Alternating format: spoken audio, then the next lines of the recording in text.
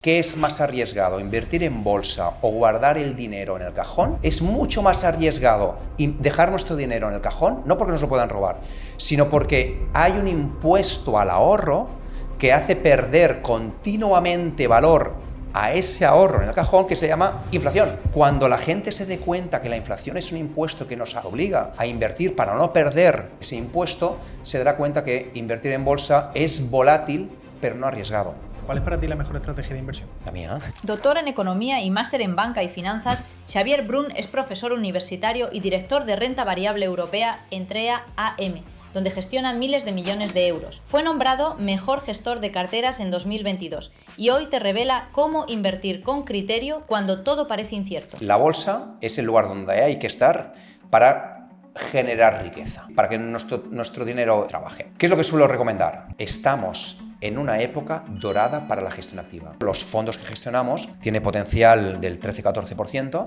el Global Arrow, que es más concentrado, tiene crecimientos del 14-15%. Si se cumple, pues tendríamos esas rentabilidades, con lo que se abre una ventana a la gestión activa muy, muy importante, por lo que sería más partidario que la gente que tiene muchos ETFs, pues que vaya mirando hacia cierta gestión activa.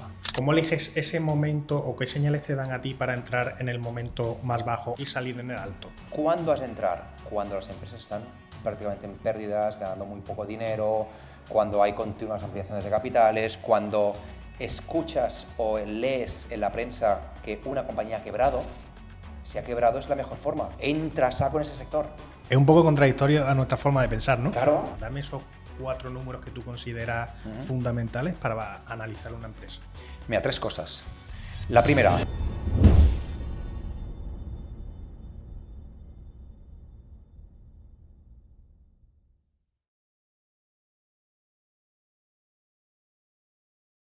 Xavi, ¿qué tal?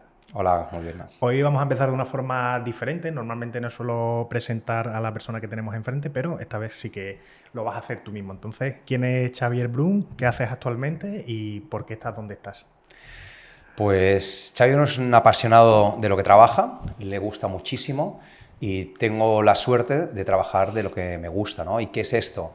Pues soy el responsable de renta variable en Entrea Asset Management, una gestora, podemos decir que una de las mayores, por no ser quizá la mayor gestora independiente de España. Gestionamos aproximadamente unos 9.000 millones de euros bajo gestión, la gran mayoría de ellos en renta fija, pero una parte en renta variable, y con una gestión global y muy focalizada a compañías que nosotros llamamos compounder, ¿no? Que sí, es algo de calidad, pero con algo de crecimiento. Y paralelamente a esto, pues soy director del máster en Banca y Finanzas de la Universidad Pompeu Fabra, sí, y profesor desde hace más de 25 años. Ok, pues voy a escoger tus 2 facetas, la de gestor y la de profesor, que nos viene muy bien para el canal. Y bueno, vamos a ir empezando. Sobre todo a mí me gusta arrancar con determinadas personas que nos expliquen, porque yo creo que tú tienes esa facilidad para hacerlo, que nos expliquen qué es la bolsa realmente, porque siempre se suele asemejar como el casino, ¿no? Entonces yo quiero que desde tu propia experiencia, tanto como profesor como gestor, me digas qué es la bolsa. Mira, vamos a hablar del casino. Me gusta que hables del casino porque muchas veces antes que se casaban mis amigos por la edad que tenían, ahora ya no tienen edad de casarse, claro, pues mucha gente con los invitados me decían, tú hay que dedicar a la bolsa y tal, pues dime una compañía que doble en 2 meses. Hostia, pues esto no, o sea, esto no es, ¿no? De tal forma que hemos de diferenciar entre invertir y apostar. A mí no me gusta utilizar el verbo apostar cuando hablamos en bolsa, sí, porque al final apostar es al blanco o al negro. Invertir es invertir en aquellos negocios que tú crees que lo van a hacer mejor de aquí en los próximos años. Y si puede ser, comprarlos baratos. Bien, ¿qué es la bolsa? Hemos hablado del casino, de tal forma que olvidamos, y el verbo prohibido es el apostar, hemos de hablar de invertir. ¿Y qué es la bolsa? Pues al final yo lo defino como un mercado. Cuando vamos al mercado, pues que hay la frutería, el pescado y la carne, pues al final el mercado, la bolsa, es un mercado donde se une la oferta y la demanda de acciones. ¿Y para qué sirve esto?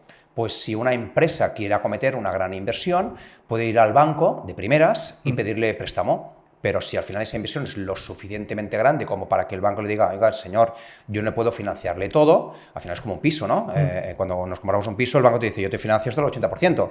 Del 80% hacia adelante lo inviertes tú de tu bolsillo. Pues de tu bolsillo es lo mismo, pero desde un punto de vista empresarial. ¿Y qué es tu bolsillo en el punto de vista empresarial? Las acciones. Pues bien, ¿dónde se emiten esas acciones? ¿Dónde se ponen a la venta? Porque no encontramos nadie por las calles diciendo, vendo acciones, ¿no? Se encuentran en un sitio literal, físico, que es la bolsa, ¿no? Que es el mercado de renta variable. Y ahí lo que se encuentra es la oferta y la demanda de acciones, y aquí diferenciamos entre dos tipos. Dentro del mercado hablamos de mercado primario, que es cuando la primera vez las acciones entran a cotizar, y luego el mercado secundario, cuando estamos hablando ya de intercambio de acciones de segunda mano, ¿no? De forma que es un mercado donde se une la oferta y la demanda de acciones que les permite a las empresas financiarse, pero una vez se han financiado se alejan, y el intercambio es como el Wallapop de la bolsa, ¿no? Al final ahí tú te compras el coche de primera mano, ese dinero va al bolsillo de la empresa fabricante de coches, y cuando lo quieres vender te vas al Wallapop, ¿no? Sí. Y el Wallapop es intercambio entre tú y yo, y decidimos y determinamos el precio. ¿Y de qué depende? Pues de muchos factores. El primero es lo buen hacer que haga la empresa. Si la empresa, los beneficios suben, seguramente la cotización también lo hará, sí. Pero también se pone otra capa, que es la psicología. ¿Qué ocurrió en abril cuando Trump dijo, voy a poner unas tarifas brutales, ¿no? La gente entró en cólera y empezó a bajar, ¿no?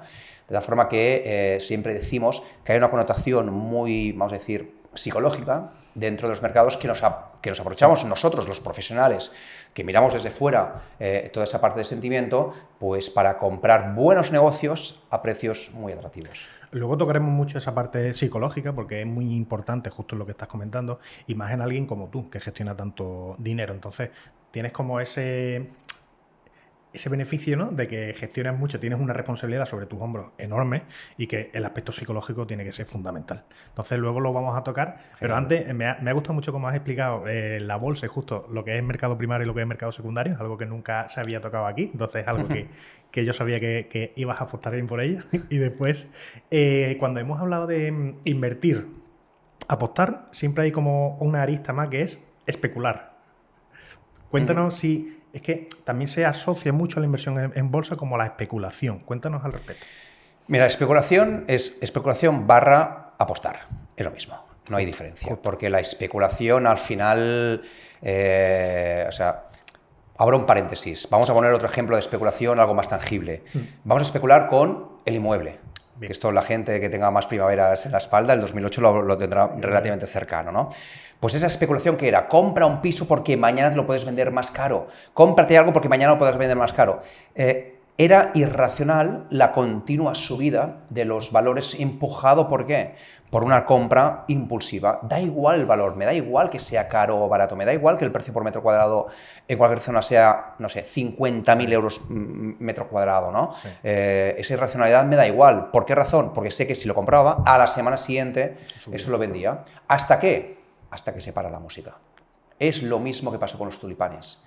Ya. Que el último bulbo al final costó tanto que al día siguiente nadie te lo quería comprar. Al final yo compraba para venderlo, hasta que uno decidió, oye, pues esto, ¿por qué no lo planto?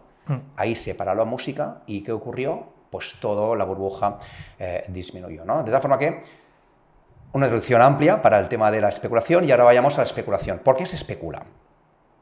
La bolsa, ¿sí? Sí. Es un reflejo fiel de la evolución de la compañía. Vamos a suponer que no hay sentimientos y, oye, como en aspectos académicos, ¿no? Que los mercados financieros son súper eficientes, la irracionalidad no incluye, etcétera, etcétera. ¿Qué pasaría? Que a medida que la compañía cada día ganase un euro más, ¿qué pasaría con lo que te dicen de la bolsa? Cada día subiría, ¿no? Claro. De tal forma que, línea directa, no entraría espacio a la especulación, ¿no? Bien, ¿qué ocurre? Pues que las empresas no presentan diariamente, presentan trimestralmente, o semestralmente, o anualmente. Sí. De tal forma que ya hay una cierta especulación o expectativa de qué es lo que hará dentro de 3 meses, y aquí ya entra una capa de vamos a adivinar qué va a ocurrir. Luego hay una tercera capa, que es, oye, esto va a ocurrir, pero el sentimiento de la gente es positivo, de tal forma que me da igual que los resultados sean negativos, porque como la situación alcista es tan grande y la tendencia es muy fuerte, pues al final, aunque sean resultados negativos, si toca la resistencia, ¡bum!, esto subirá, ¿no? De tal forma que fíjate que el análisis fundamental habla de los fundamentales de la economía. Si esto fuese realmente perfecto, en un mundo perfecto, subiría de la mano de los beneficios, sin un movimiento más, sin un movimiento menos.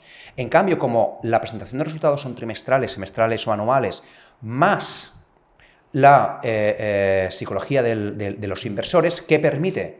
Pues que haya nuevas aplicaciones de invertir, como el análisis técnico, por ejemplo, que lo que te miran es mucha esa parte psicológica que te pueda llevar. No tanto la parte fundamental, sino esa parte más psicológica. Por lo que siempre digo que caben las dos tendencias, aunque yo sea un talibán del análisis fundamental, ¿no?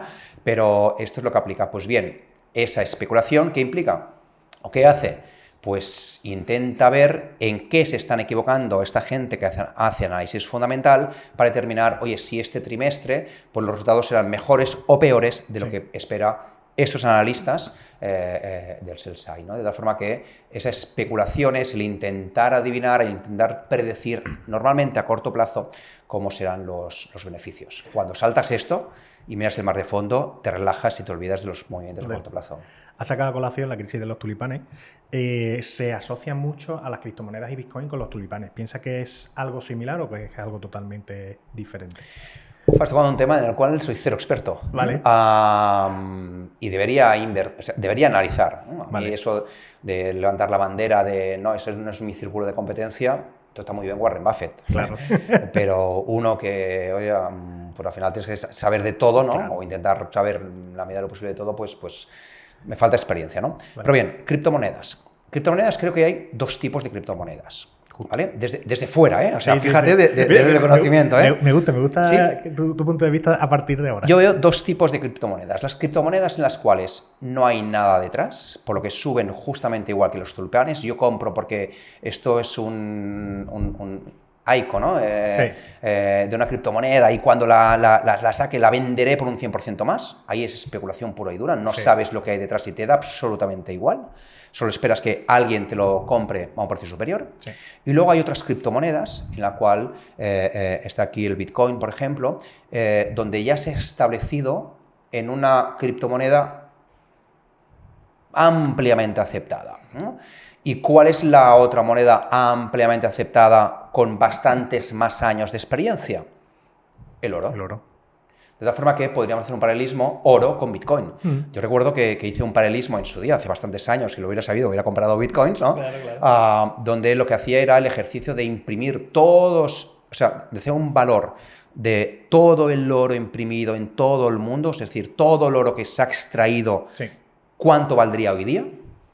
Dividido entre, creo que son 21 o 22 millones. 21 millones de Bitcoin, ¿no? ¿Y cuánto me daba ese valor?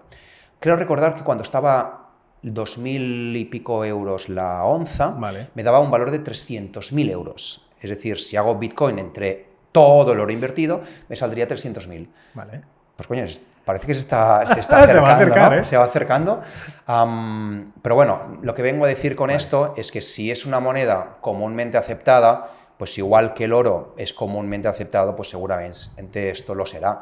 Pero igual que el oro no compramos un piso con onzas de oro, pues seguramente tampoco compraremos un piso con bitcoins. Pero, bueno, puede hacerse cabida en una moneda, vamos a decir, valor refugio, ¿no? Me ha gustado la forma en la que lo has visto porque es desde fuera y se ha acercado bastante a lo que realmente es. Y normalmente el gestor tradicional es muy reacio a las criptomonedas porque no le ven un valor detrás, ¿no? Entonces, me ha gustado la forma en que lo has visto porque, como te digo, es desde fuera, sin total conocimiento, pero realmente es la expectativa, ¿no? O la perspectiva que tiene mucha gente que lo ve así. Entonces, me parece bastante acertado. Bueno, ya solo queda profundizar. Sí, exacto. Vale, ¿por qué invertir en bolsa es necesario para proteger nuestro patrimonio a largo plazo? O sea, ¿por qué invertir en bolsa? ¿Consideras que tiene que ser necesario para proteger nuestro patrimonio a largo plazo? Es necesario, o sea, me gusta que hayas hecho énfasis en necesario y proteger nuestro patrimonio. Vamos a proteger nuestro patrimonio. Quiero abrir vamos a decir, no un titular, pero sí una frase importante, y es que el dinero en el cajón pierde valor. Si yo le pregunto a alguien qué es más arriesgado, invertir en bolsa o guardar el dinero en el cajón, la respuesta que será... Invertir en bolsa. Invertir en bolsa. Pues es falso. Claro. Es falso. Es mucho más arriesgado dejar nuestro dinero en el cajón, no porque nos lo puedan robar, sino porque hay un impuesto al ahorro que hace perder continuamente valor a ese ahorro en el cajón, que se llama inflación. La inflación es un impuesto. Es un impuesto al ahorro. Cuando la gente se dé cuenta que la inflación es un impuesto que nos obliga a invertir para no perder ese impuesto, se dará cuenta que invertir en bolsa es volátil, pero no arriesgado. ¿Por qué razón? Por una razón muy fácil. Vayamos a hacer algo genérico. Una compañía, sí. Pues no sé, como Nestlé, ¿no? Que ha tenido sus altibajos, etcétera, y los continúa teniendo y los continuará teniendo. Pero es una compañía que me sirve mucho como ejemplo para determinar por qué invertir en bolsa es necesario. Ya voy a la parte necesaria. Es necesaria. Pues bien, Nestlé está presente en todo el mundo y está presente prácticamente en todas las esferas sociales. Sí. Si tú tienes más de 300 euros o cobras más de 300 euros al mes, pues eres susceptible de comprar algún producto de Nestlé. Pues bien, Nestlé, ¿cómo puede crecer las ventas? Precio por cantidad. El precio es la inflación mundial. Si está presente en todo el mundo, crece la inflación mundial, 3%. Y crece por cantidad.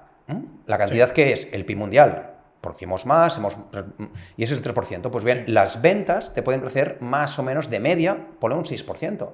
Tiras para abajo, y si no hay apalancamiento operativo, que lo tiene, pero bueno, supongamos que no lo tenga, el beneficio es entre un 6 y un 8% anual. Pues ese es el crecimiento que tú vas a tener de los beneficios. Con lo que aunque tú lo compres a un precio por metro cuadrado de beneficio muy caro, como los beneficios me van creciendo, ese muy caro se irá traduciendo en barato.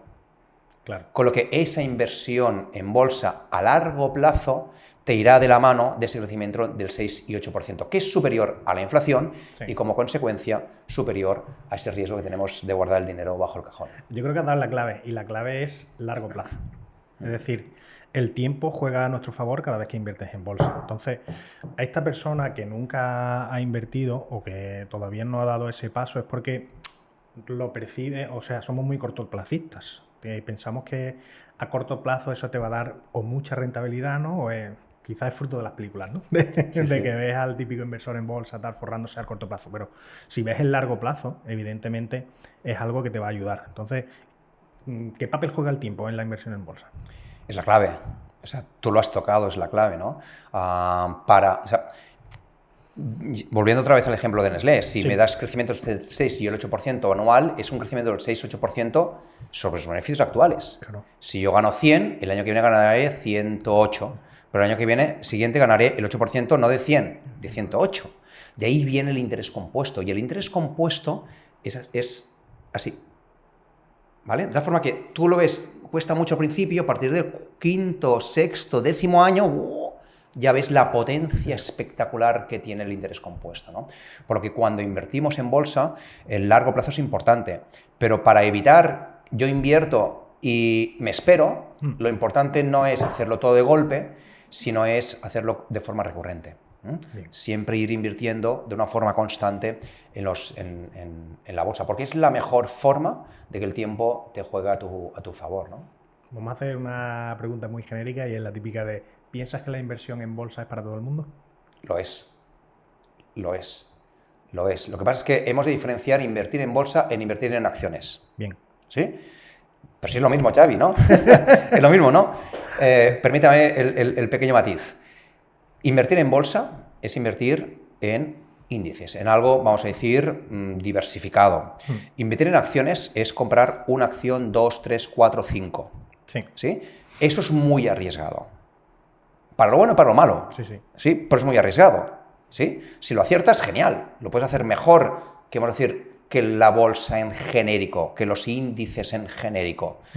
Pero si fallas, ojo. Claro. O Sí, ojo. De tal forma que siempre digo, invertir en bolsa es invertir o bien a través de índices o bien a través de fondos de inversión. O si tú quieres invertir con acciones de una forma directa, me parece muy bien, pero hazlo de una forma diversificada. Ten como mínimo 15 valores, 20 valores. Sí. Porque si tú tienes 4 y uno de esos 4, pues por cualquier razón, siempre ha habido un enrón de la vida, ¿no? Claro. Te hace una quiebra, pues te hace un roto importante. Para esta persona que ya ha decidido invertir en bolsa porque la acaba de convencer, ¿por dónde le recomiendas que empiece? Empezamos por la primera clase. ¿Sí? Vale. La primera clase es entender que la bolsa es el lugar donde hay que estar para generar riqueza. Bien. ¿Sí? Para que nuestro dinero trabaje. ¿Qué es lo que suelo recomendar? Suelo recomendar, pues, al final, o un índice, vamos a decir, que replique el MSCI World, ¿sí? O mi fondo de inversión, porque al final es lo que puedes analizar, ¿no? En este caso, tengo uno que es de gran convicción, que se llama Global Arrow, pero cualquier otro que gestiono, pues de la Casa Mediolanum o Cajamar, pues son totalmente factibles, ¿no? Pero bueno, esto es lo que recomiendo. Pero primero vamos a hacer índice, un ETF MSCI World. Bien. Tú inviertes aquí, recurrente, pim, pim, pim, pim, pim, pim. Que luego tienes tiempo para poder estudiar qué fondos lo hacen bien o mal en función de esto, o cómo te encuentres tú más cómodo en un tipo de compañías o en un tipo de otras. Perfecto, eso es la segunda clase. ¿Y la segunda clase qué hacemos? Pues ya no invertimos en ETF, sino que invertimos en fondos de inversión de gestión activa, que en un principio lo deberían hacer mejor que el MSCI World. O fondos de gestión activa en un tipo de negocios que te encuentres más cómodo. Hay gente que se encuentra mucho más cómodo pues invirtiendo en materias primas, sí. Y hay gente que se encuentra más cómodo invirtiendo en compañías de calidad, aunque, oye, pues sean más caras o pues sean más aburridas, ¿no? Sí. De tal forma que eso sería. Y el último paso ya sería, muy bien, ahora ya tengo los ETFs, ya tengo los fondos de gestión activa, pero es que me gusta mucho todo esto y estoy leyendo y es que he visto que a Raúl le gusta mucho la compañía A, ¿no? Oye, pues invierte un poquito ahí. Pues bien, este poquito, sería la tercera parte, que es inversión directa, sí. Esto lo que diría, pues ponte un 10-20% de tu patrimonio, el 80% restante ponlo en el gran grueso por una razón muy simple, porque al final son profesionales que están trabajando para determinar qué inversiones son las mejores. Y normalmente la gestión activa, los gestores tenemos invertido nuestro patrimonio en los fondos que gestionamos, de tal forma que la alineación de intereses es total, ¿no? Claro. Aquí, a la hora de abogar por esa inversión en bolsa, me sale la pregunta siempre de ¿qué piensas del sistema actual de pensiones que tenemos? ¿Qué pienso del sistema actual de pensiones? Permíteme poner la gorra académica, ¿no? Venga. Hay dos tipos de sistema de pensiones. Hay el de reparto y el de capitalización. Aquí en España el que tenemos es el de reparto. ¿Qué significa esto? Pues que las bases, la gente que estamos trabajando actualmente, estamos pagando las pensiones de los actuales pensionistas. Sí. Los de capitalización, que normalmente suelen ser pues, países de Latinoamérica que son más nuevos en esto, lo que te hacen es cada euro o dólar que te quitan, tú lo firmas. Sí. Y ellos lo invierten. Cuando te jubilas, te dan el dólar que has firmado o el euro que has firmado más un retorno. Ventajas e inconvenientes. Ventajas de la capitalización. Es tu dinero y tu dinero es el que te lo dan. Desventajas de la capitalización. Si tú eres pobre, te quitan poco. Por lo que si tú eres pobre, cuando te jubiles continuarás siendo pobre, ¿no? Segundo inconveniente, normalmente ese dinero ¿para qué sirve? Para financiar deuda del Estado, por lo que te lo invierten en deuda que es renta fija. Con Sí. lo que la idea es, cuanto más jóvenes seamos, más inversión en renta variable deberíamos tener, ¿no? Por otro lado, el de reparto, ¿qué ventaja tiene? Pues que el de reparto, la ventaja que tiene es que, oye, pues mientras la base de la pirámide sea más ancha, oye, pues se justifica y tú vas pagando y permite, vamos a decir, democratizar esas pensiones. Si tú has sido pobre, pues te permite cobrar una cierta renta básica Sí. en el momento de tu jubilación, o si tú has ganado mucho dinero, pues te lo capan y me parece muy bien, señor, pero vamos a mancomunar, ¿no? Que la gente cuando entre en la edad de jubilación, sí. Que significa tener poca capacidad pues, para hacer ciertos trabajos, pues como mínimo tenga capacidad de vivir dignamente, ¿no? Pues bien, esta introducción que he hecho, ¿no? Esa parte más académica, que vengo a decir que la situación actual de las pensiones, España ha hecho la operación bikini. Si miramos la pirámide poblacional, la base es estrecha. Claro. ¿Qué significa esto? Que la base es estrecha, con lo que nos tienen que quitar más dinero a la gente que trabajamos para pagar las pensiones. Y el problema segundo añadido que tenemos es que la cúspide, que es la gente jubilada, cada vez es mayor y cada vez la punta es más larga. ¿Por qué razón? Porque somos más sanos. Claro. ¿Sí? De la forma que esa situación provoca que pues, el sistema actual pues, esté complicado, ¿no?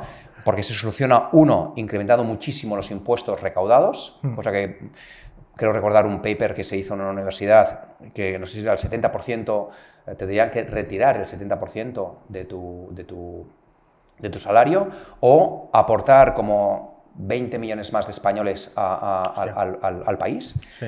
o alargar la edad de jubilación hasta 70 y pico de años, ¿no?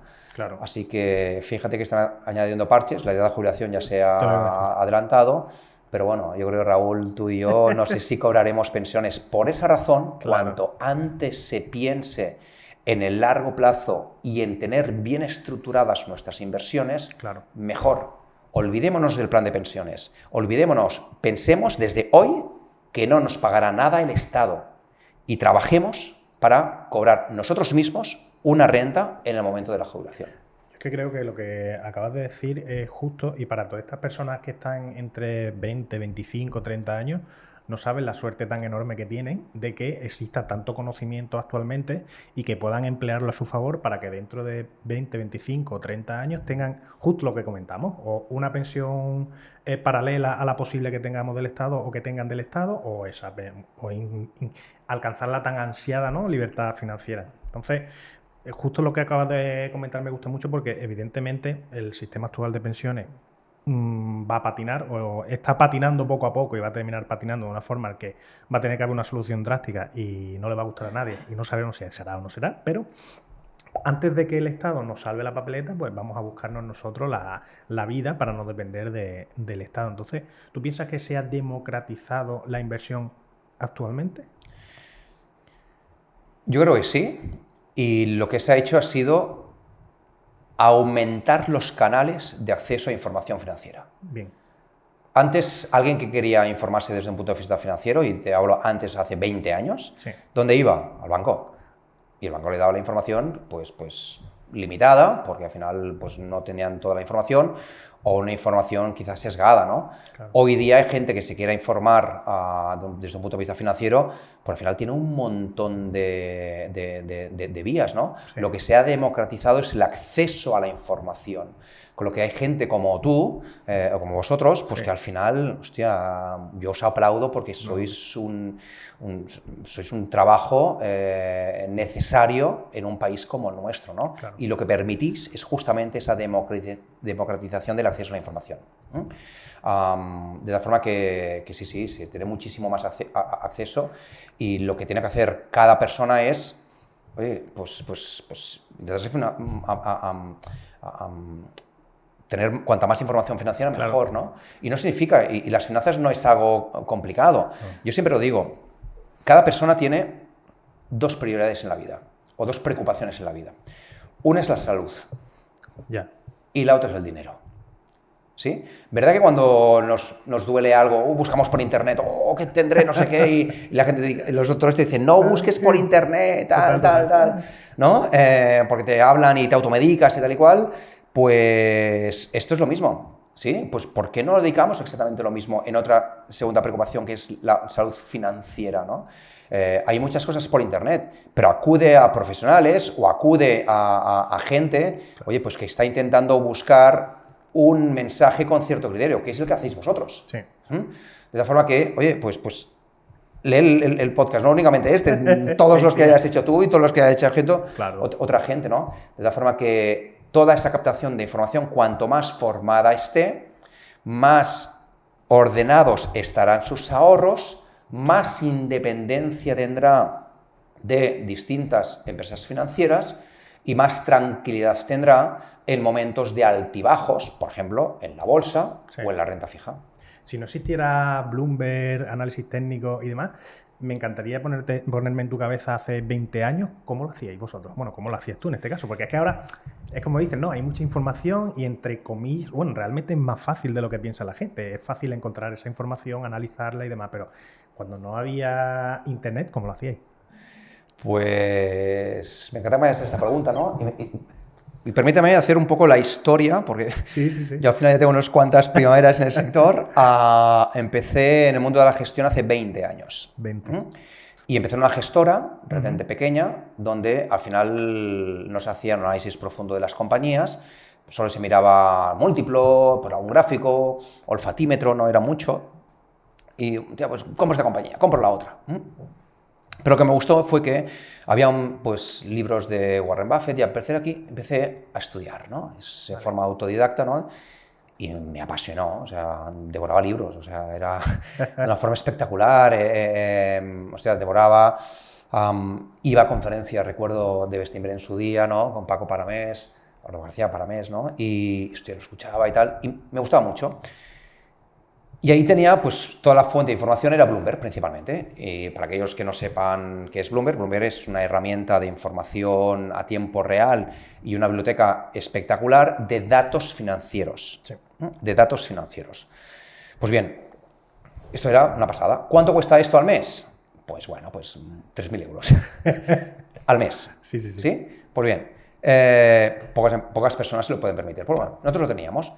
Luego me fichó una empresa donde era un gestor que lo escuché en una conferencia, me encantó, y cuando me propuso ir a trabajar con él dije, por supuesto, con los ojos cerrados, ¿no?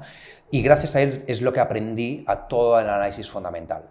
Cuando llegué a la oficina, me dijeron, esta es tu mesa, y tenía un ordenador y un teléfono, y dije, bueno, ¿dónde está Bloomberg, no? Que tenía toda la información, y me dijo, Bloomberg, mira, en esa otra sala donde lo compartís todos vosotros. Y dije, ¿y si quiero analizar una compañía? Me dice, muy fácil. Página web, relación con inversores, te bajas las cuentas anuales y si tienes dudas, tienes el teléfono para llamar. Hostia, durante 5 años hice esto.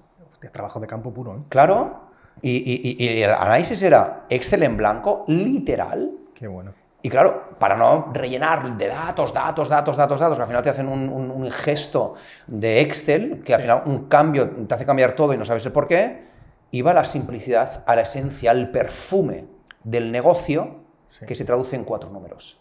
Y eso es lo que tenía el Excel. Si te fijas, Excels que yo tenía, no te exagero si eran 6 columnas por 15 filas. Me encanta esto de la... Más que suficiente. De la simplicidad, porque muchas veces también ya entramos en sobreinformación y analizamos más de lo que hay que analizar. Dame esos 4 números que tú consideras fundamentales para analizar una empresa. Mira, 3 cosas. La primera, la parte más cualitativa. ¿Qué ventaja competitiva tiene la compañía, ¿no? Sí. O el moat. Y si me permites, vamos a hacer el paralelismo para tener una cómo visualizo yo gráficamente el análisis. Lo típico, castillo, el foso, ¿vale? Nos vamos a la Edad Media. Tenemos el castillo, tenemos el foso. ¿El foso qué es? La ventaja competitiva. Aquí, ¿qué hemos de responder? ¿Qué hace? ¿Cómo lo hace? ¿Y para quién lo hace la empresa? Hemos de entender los ingresos de dónde vienen, los costes de dónde vienen, quiénes son sus clientes, quiénes son sus proveedores. Hemos de entender qué hace, ¿no? Y si hay alguien en un garaje intentando fastidiar mi negocio. Esto es la parte cualitativa. Y esto es el 80% del tiempo. ¿Sí? El 80% del tiempo. Lo bueno de ahora, es que tienes ChatGPT, que es brutal. Que tú pones a ChatGPT, le pones una compañía y si haces un prompt bueno, oye, hazme las ventajas de esta compañía, los DAFO, la evolución, la competencia, te da informes brutales. Pues bien, nosotros tenemos que ser algo superiores a esto, ¿no? Porque esto al final será una commodity, claro, hacer este informe, ¿no? Pues bien, primero de todo, las 3 cosas son ventaja competitiva, por tanto tenemos el castillo con el foso. Segunda, que nos interesa, pues que al final tengamos un campo ancho para poder expandir nuestro negocio, por tanto, aspectos de crecimiento. No es lo mismo estar en una isla donde el crecimiento es limitado que estar en Castilla, donde el crecimiento es ancho, ¿no? Sí. Pues bien, ¿de dónde puede venir este crecimiento? Y el crecimiento puede venir del precio, porque puede incrementar el precio, de la cantidad, porque puede vender más cantidad, o de una forma inorgánica, porque pueda ir comprando acciones, o pueda ir añadiendo verticales a mi negocio. Sí. Y la última parte es el riesgo. No es lo mismo pues, que tengas terrenos para expandir en Castilla, que es más o menos llano, a pues, un terreno montañoso que te pueden poner una emboscada, etcétera, etcétera, ¿no? Pues ese riesgo que sea bajo. ¿Y ese riesgo en qué se traduce? Un riesgo de qué clientes tú tienes, si está muy concentrado o no en clientes, si está concentrado o no en proveedores, Sí. y riesgos que pueden ser de apalancamiento operativo, que tus costes fijos sean muy altos y cualquier bajada pequeña en las ventas te implique caída en pérdidas, por ejemplo, una aerolínea que te baja la capacidad de utilización y el vuelo del punto A al punto B te entre pérdidas, o el apalancamiento financiero, que tengas demasiada deuda y por culpa de esa deuda te provoque una redisminución de los beneficios o, peor aún, una quiebra. Así que serían esos 3 puntos y esos son los 3 grupos que analizamos entre ella. Una vez que ya has terminado de analizar esa empresa y tienes como la luz verde, ¿ok? Voy a entrar en esta compañía. ¿Cómo analizas el precio? Es decir, ¿cómo sabes si está barata? ¿Cómo sabes si está cara para entrar o no entrar? Porque como tú bien dices, aquí la idea es entrar barato. Claro, claro. Al final, fíjate que esto es la definición, esto es la parte descriptiva, ¿no? Bien, ahora vamos a ponerle los números. Le hemos puesto los números, que los números son fáciles. Ingresos, precio por cantidad. Sí. Márgenes, pues analizar los costes, si puedes mejorar costes, no puedes mejorar costes, etcétera, ¿no? Pues bien, ese precio por esa cantidad te dan una evolución de las ventas, que normalmente lo llevamos a 5 años, miramos los costes y nos dan como resultado un margen operativo. Margen operativo, que es el EBIT, para aquellos más avanzados. Pues bien, ese margen operativo nos da, tiramos para abajo y un beneficio neto. Pues bien, ahora entra si está caro o barato. Esas 3 partes, análisis del negocio, el crecimiento y el riesgo, nos permiten estar en un listado que es el listado de la compra. Luego saltamos si está caro o barato. ¿Qué es caro o barato? Pues un PER 8 puede ser caro y un PER 20 puede ser barato. Bien. Por tanto, el PER va siempre de la mano del crecimiento. Con esto lo que hemos hecho ha sido un ejercicio teórico, pero que nos ayuda muchísimo y es el siguiente. Hemos hecho el ejercicio de compañías que crecen en los próximos 10 años a tasas del 15, 10, 5 y 0%. Por tanto, beneficios crecen al 20% anual, 10% anual o 0% anual, ¿no?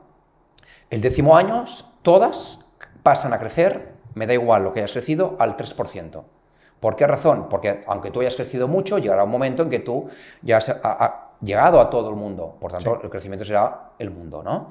Y fíjate que los crecimientos de 0, pues puedo asumir que tienes ciertos problemas y luego a partir de ahí creces a 0. Pues bien, esto lo llevamos al valor presente y nos da, para una rentabilidad igual a la bolsa, que es un 9%, unos ciertos múltiplos. Bien. Pues bien, hemos analizado la compañía. Si esa compañía vemos que puede crecer al 10% o al 15%, pues si puede crecer al 10%, nos da unos retornos o un múltiplo de 16, 17 veces. Pues por debajo es barata, por encima es caro. Si los crecimientos ya son del 15%, ese múltiplo ya pasa a ser del 20 medios, 24, 25, ¿no? De tal forma que por debajo de 24, 25 puede ser barato. ¿Qué significa barato? Que tú lo comprarás y lograrás en un principio una rentabilidad superior a ese 9% que es lo que has sacado de bolsa. De tal forma que con ese, vamos a decir, pequeño cuadrito que tenemos de los múltiplos, pues nos permite determinar si una inversión es cara o una inversión es barata de una forma muy, muy rápida, ¿no? Es verdad que parece muy complejo, pero luego no lo es tanto. Y aunque no lo parezca, sí que lo has explicado de una forma muy simplista. Porque es como tú dices, ¿no? Una vez que profundizas luego, pues se te puede ir a la Excel a 1000 columnas con 3 páginas y tú no puedes, acabas. Puedes acurar lo máximo que tú quieras. Claro. Y puedes ampliar el Excel lo que tú quieras. Yo he visto Excels de la gente de Sell-Side, gente que analiza 10 compañías, pero esas compañías las sabe al milímetro, y te pierdes. O sea, te pierdes. Y digo, vale, pero ¿qué va a ganar, no? De la forma que cuanto más lo simplificas, esto es lo que me permitió en el trabajo que te comentaba antes, esto lo que me permitió es tener muchas compañías en la cabeza, porque esa matriz pequeña de Excel te permite una visualización muy rápida y te permite, cuando presentan un resultado trimestral, ver si la tendencia que tú has puesto en ese Excel más o menos se va cumpliendo o no se va cumpliendo, ¿no? Claro. Con lo que yo prefiero la simplicidad a la complejidad, ¿no? Sí. ¿Cuál es la diferencia entre gestión activa y gestión pasiva y cuál prefieres de ellas? Pues mira, la gestión pasiva es replicar, fotocopiar un índice. Yo tengo un índice con unos pesos y cada día lo fotocopio. Y eso determina el peso, de tal forma que no pienso nada. No pienso nada, o sea, cero. La gestión activa, ¿qué es? Intentar obtener o invertir en aquellas empresas tal que te permitan lograr esa rentabilidad superior al 9% que antes comentábamos, ¿no? Sí. ¿Esto qué te obliga? 1, analizar las compañías. 2, analizar el sector. Sí. 3, determinar el momento de comprar. Cosa que al final es una barrera de entrada muy alta porque requiere de un estudio. Si alguien se piensa que entrar en bolsa o la gestión activa es como el lobo de Wall Street, pues no es así, ¿no? Yo prefiero con mi equipo, pues preferimos el silencio, ¿no? Es mucho más parecido a una biblioteca de estar estudiando, porque en última instancia lo que hacemos es esto, estudiar negocios. Y si tenemos dudas, hablamos con la empresa. Hay una estadística famosa, ¿no?, que dice que el 95% de los fondos de gestión activa no superan al índice. ¿Qué nos puede decir al respecto? O sea, son datos. O sea, no puedo rebatir nada. Vale. O sea, yo diferencio mucho entre opiniones y hechos. Claro. Esto que acabas de decir es un hecho. Es un hecho. Vale. Una opinión, tú tienes una opinión, yo tengo otra opinión. ¿Sí? Sí. Pero una opinión, normalmente intentas ir a los hechos, ¿no? Y me gusta mucho este aspecto. Claro. De la forma que es cierto, pero también es cierto una cosa. Estamos en una época dorada para la gestión activa. Y me explico. Si nosotros miramos el S&P 500 y la evolución de los beneficios los 3 próximos años, más o menos es un 11%. Más o menos. Esto es la rentabilidad que deberíamos lograr, pues si crecen al 11% de los beneficios, esto es lo que tenemos, más la rentabilidad por dividendo, que creo recordar que es un 2%. Sí. Tendremos un 12% entre rentabilidad por dividendo más crecimiento de los beneficios. Hombre, un 12% no está nada mal, ¿no? Ojo. Sí, pero si miramos lo precio por metro cuadrado de beneficio, el PER, sí, de los 10 últimos años del S&P 500 es un 18. Actualmente cotiza un PER de 22. Si el PER, el precio por metro cuadrado, se lleva a la media de los 10 últimos años, esa rentabilidad del 12-13% baja hasta el 6%.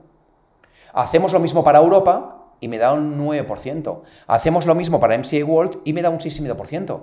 Pero en cambio, si miramos por barrios, los índices por barrios, por ejemplo, el MSCI World, sí, nos damos cuenta que el financiero, si hacemos ese mismo ejercicio, crecimiento de beneficios más dividendo más ajuste por múltiplo, nos da una rentabilidad de un 3%. En cambio, el farmacéutico, que no ha hecho nada este año, es más, está negativo, tiene crecimientos del 8-9% en beneficios, una rentabilidad por dividendo del 1 o 2, pero es que cotiza unos múltiplos por debajo de la media. Esto me diría, o se traduciría en crecimientos del 11%.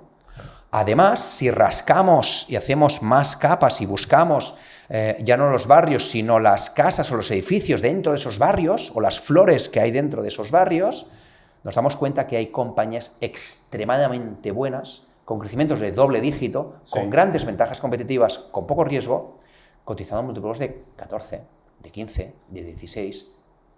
Esto que me perdonen, pero que no es un regalo. Claro. De tal forma que, por ejemplo, los fondos que gestionamos, el de Mediolanum o el Cajamar tiene potencial del 13-14%, el Global Arrow, que es más concentrado, tiene crecimientos del 14-15%. Si se cumple, tocamos madera para que se cumpla, ¿no?, pues tendríamos esas rentabilidades, claro, con lo que se abre una ventana a la gestión activa muy, muy importante, por lo que sería más partidario que la gente que tiene muchos ETFs, pues que vaya virando hacia cierta gestión activa. Bien. ¿Cuál ha sido el mayor error que has cometido como inversor? ¿Y qué aprendiste de ello? Cometo cada año errores.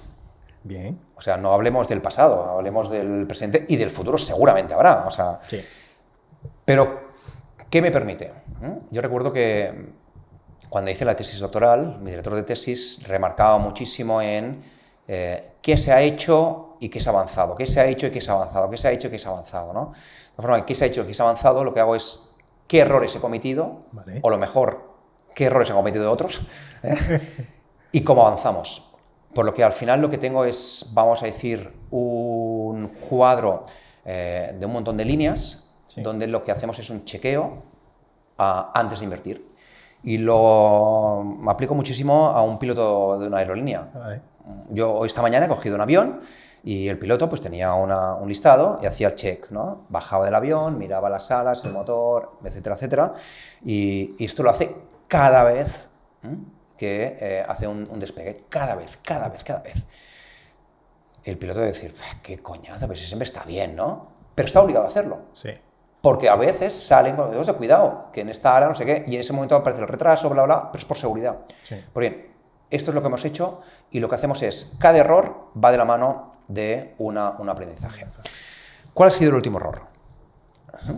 ¿Cuál ha sido el último error? Pues bien, te voy a comentar varios errores que he cometido estas últimas inversiones, ¿no? Una de ellas, y salimos con pérdidas, fue una compañía que recuerdo que me encantó. Dije, guau, qué modelo de negocio más bueno, más original, que era Portobello. Vale. ¿Sí? Portobello es una compañía que cotiza en PER de 1. Su modelo de negocio al final lo que tiene es un montón de periódicos y vende espacio publicitario a cambio de exceso de inventario de las empresas. Pues empresas de gafas, empresas de cosméticos, empresas de lo que sea, ¿no? Sí. Y lo que hacen es, lo cambian a exceso. ¿Qué ocurre? Que claro, pues la marca tiene una publicidad, para la empresa le cuesta muy poco ese aspecto publicitario y lo vende a unos descuentos muy grandes, sacando unos márgenes muy buenos, ¿no? Hostia, esto es espectacular, tal y cual, nos gustó, hablamos con el dueño, ¿no? que era el CEO, varias veces, hablamos, hostia, acudimos a una ampliación de capital que hicieron, acudimos, espectacular, tal, e invertimos con una promesa, y era que el nivel de inventarios que tenían, que era el working capital, que es el fondo de maniobra, ¿no? Sí. Era muy grande, pero que gracias a esa ampliación ampliarían un montón de tiendas, con lo que podrían dar, vamos a decir, salida a ese gran inventario que hacían a cambio de la publicidad. Sí. Pues bien, eso no ocurría. El working capital continuaba siendo alto, y lo mejor de todo es que no generaba caja. Digo, hostia, ¿no generas caja? ¿Y por qué? No, porque, claro, y al final, ¿qué pasaba? Estaba comprando inventario, y no tenía ingresos. Con lo que al final, ¿qué pasaba? Que a mayor crecimiento, mayor necesidad de inversión, mayor inventario necesitas. Claro. Con un crecimiento espectacular, al CEO le dije, oye, CEO, es que si continúas con las expectativas de crecimiento que tienes, tu necesidad de inversión será espectacularmente alta y en 2 años te vas a acabar el dinero que te hemos aportado nosotros con la ampliación de capital. No, tranquilo, Xavi, que esto se generará y tal cual. Me dice, no, lo que has de hacer es parar máquinas, ¿no? Parar máquinas. Pues bien, no paró máquinas, sino que continuó creciendo. ¿Y qué problema tuvo? La deuda continuó creciendo, el inventario continuó creciendo y las necesidades continuaron hasta que hice una segunda ampliación. Pero nosotros en esa, cuando ya vimos que los resultados no generaba caja, las vendimos todas. Recuerdo, las vendimos con niveles de 20, como es a 30, no sé si yo a 70, las vendimos a niveles de 20. Creo recordar que hoy día está a 1,5. Ah. 1,5. Hostias. ¿Sí? De tal forma que, ojo el working capital cuando en compañías de mucho crecimiento. Primera. Luego, compras en máximos. Genestore, una compañía que nos hace audífonos, era espectacular, y era en 2021, 2022, en plena auge del COVID, compró una empresa pues que al final, SteelSeries, ¿no? que te hacen los altavoces y todos los mouse y tal, de todos los gamers, ¿no? De las formas son buenísimas, pero ¿qué ocurrió? Que lo compró en pico. Claro. Todos en casa nosotros compramos altavoces, auriculares, altavoces y tal, ¿no? Claro, la compró en pico. Al comprarla en pico, la compró muy alta, con unos márgenes mucho menores de lo que tenía, que provocó que se convirtiese en una empresa con mucha deuda y con pequeño margen. Otros aspectos, por ejemplo, que también tengo en cuenta, que son riesgos fuera del balance, un litigio posible que pueda tener. Luego miro anticipo de ventas. Ese anticipo de ventas, ojo que no me esté manipulando cosas, ¿no? Y luego cosas, pues como todo el mundo miramos, pues incentivos del management, etcétera, etcétera. Pero lo que hemos hecho con todo esto es una línea, una línea, Bien. una línea, una línea, una línea, ¿no? Sí, al final vas perfeccionando la inversión. Es Claro. decir, me parece muy sano que digas que errores cometes y que no todos los días, sino todos los años, lo cual te ayuda a ir aprendiendo y no volver a pasar por estos errores. Pero, hombre, entiendo que teniendo una cartera, como bien dice, muy diversificada, pues estos errores suponen un X% y ya está, que se suple con lo que por otro lado te está creciendo la cartera. Correcto. Se está hablando mucho de que, bueno, mucho, llevamos ya como un año y pico, 2 años, bueno, tanto no, un año y pico así, que se habla mucho de recesión. ¿Estamos a las puertas de una recesión? ¿Cuándo va a llegar? No, no. Soy gestor de renta variable. Los gestores de renta variable somos optimistas. Así que recesiones, bueno, puede haber, pero temporal. Te he comentado antes que llevo 20 años. Claro. ¿Cuántas recesiones hemos vivido? Te has comido ya una Ha poca. sido un máster. 20 años que he sido un máster. ¿Sí? Sí. Que no han sido recesiones, han sido burbujas. 2020, 2000, 2008, 2011, 2016 con el estornudo de China, 2018 con el repunte de los tipos de interés, 2020 con el COVID, 2022 con la guerra de Ucrania y la subida de tipo de interés. Divertido, ¿no? Claro. Pero fíjate, con todos estos años, ¿qué ha hecho la bolsa? Subir. Porque somos más gente en el mundo y más gente en clase media. Con lo que, ¿qué están haciendo los ingresos? Subiendo, ¿no? De tal forma que, ¿estamos en la puerta de una recesión? No lo sé.